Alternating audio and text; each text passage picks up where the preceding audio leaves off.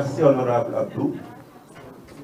Je serai moins long que notre collègue Thierno Alassane. Permettez-moi de saluer toute l'assistance, mais surtout se féliciter de la forte présence des députés de l'opposition.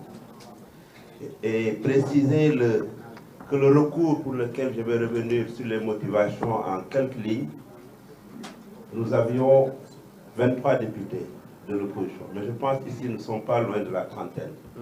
C'est pour confirmer ce que le collègue Abdou a dit. Pour des raisons de précaution, nous voulons juste nous limiter à au-delà de 17, parce que ça suffisait largement. Mais au total, nous sommes 23 qui avons signé ce recours au Conseil constitutionnel, parce que pour l'essentiel, l'opposition démocratique a voté contre cette proposition de loi qui est injuste, qui est une loi scélérate et qui consacre la rupture de l'égalité des citoyens, contrairement à ce que dit la Constitution de notre pays, dit en son article 4 que les citoyens sont égaux devant la loi. Donc, hier, plus exactement le mardi 8, nous, députés de l'opposition, nous avons déposé au greffe du tribunal, au greffe du Conseil constitutionnel, une requête visant à déclarer inconstitutionnelle la loi portant interprétation de l'amnistie votée en mars 2024. Il s'agit d'une initiative parlementaire signée par 23 députés de l'opposition, dont 13 du groupe Takku Wallu et 10 du groupe des non-inscrits. Alors qu'il suffisait juste de 17, mais plus de 17, exactement 23, sans compter ceux qui avaient envoyé le signature, comme notre collègue Cheikh Omar Anne, comme notre collègue Guy Soare, comme le président Amadou Mamdiop, pour vous dire que c'est presque une adhésion totale. Et c'est grâce à l'aide de nos conseils qui sont au nombre de 7, constitués autour de Maître Amadou Sall, que nous avons pris toutes les précautions d'usage pour procéder à ce recours dans les conditions fixées par la loi à cet effet. Il appartient désormais au Conseil constitutionnel, seul à même de dire le droit, de fixer le peuple au nom duquel cette dangereuse loi a été adoptée par la majorité mécanique de la représentation nationale. Nous faisons confiance à ce juge constitutionnel quant à l'impératif attaché à sa vocation de dire le droit, surtout en ces moments lourds de danger où la vendetta subjuguée par une clameur populiste tend véritable à se substituer à la justice.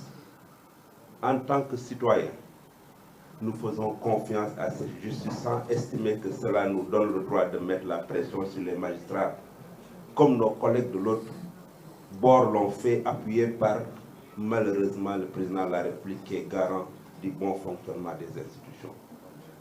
En effet, nous considérons ces lois nulles et non avenue dans la mesure où elles obéissent à une logique visant à consacrer une justice non seulement sélective, mais entièrement instrumentalisée contre des coupables triés au volet d'une clameur. L'interprétation du parti PASTEF constitue sans nul doute une rupture d'égalité et instaure en même temps une justice à deux vitesses.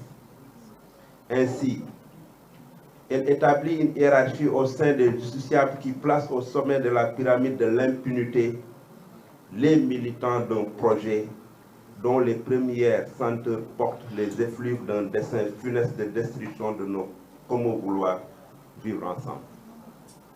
Pire, cette loi, telle une chape de plomb, suspend au-dessous de nos forces de défense et de sécurité, orfèvre inlassable et vaillant garant de notre paix sociale, une présomption de culpabilité selon le narratif des clameurs populistes, les charges ou les décharges des crimes, délits et d'infractions retenus contre eux par les fédérations du projet. C'est dire que par-delà cette démarche républicaine de saisine du Conseil constitutionnel, nous estimons que cette loi interprète notre conscience historique et collective et donc dépasse les parlementaires et représentants des peuples que nous sommes, c'est une affaire de l'ensemble du peuple sénégalais. Sous ce rapport, il revient à tout citoyen sénégalais d'interroger sa conscience historique, si tant est que nous soyons soucieux des valeurs cardinales de droiture et de justice dont nous avons hérité de nos aînés, et se demander s'ils acceptent que cette scélératrice soit adoptée à son nom. Alors seulement nous conviendrons tous, en tout cas, pour ceux qui estiment que cette hérésie ne devrait jamais figurer dans le corpus juridique de notre dispositif législatif et réglementaire, que la saisine du Conseil constitutionnel n'est que le début d'un long combat pour que cette loi scélérate et non pas une fin, parce qu'elle constitue un danger pour ce pays. Nous allons vous faire parvenir l'intégralité du recours qui a été déposé par nos conseillers et nous pensons très sincèrement que sur le fond et dans la forme, cette proposition de loi serait rejetée par le juge constitutionnel. Je vous remercie.